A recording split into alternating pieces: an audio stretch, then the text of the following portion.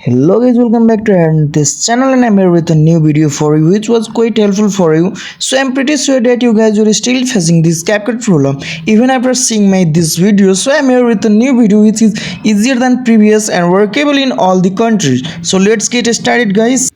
You have nothing to do more guys, just open Play Store from your phone and search Secure VPN.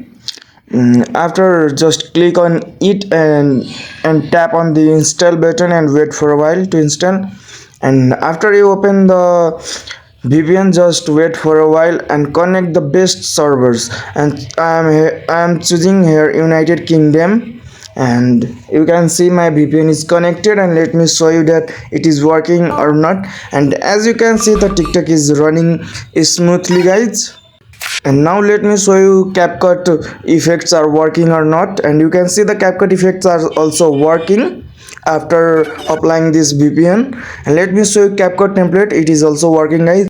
So well guys, if you are still facing the CapCut templates and effects program, then you can just follow the previous video steps. I have provided the links in description guys. So bye guys, have a nice day, we'll meet again in a new interesting video.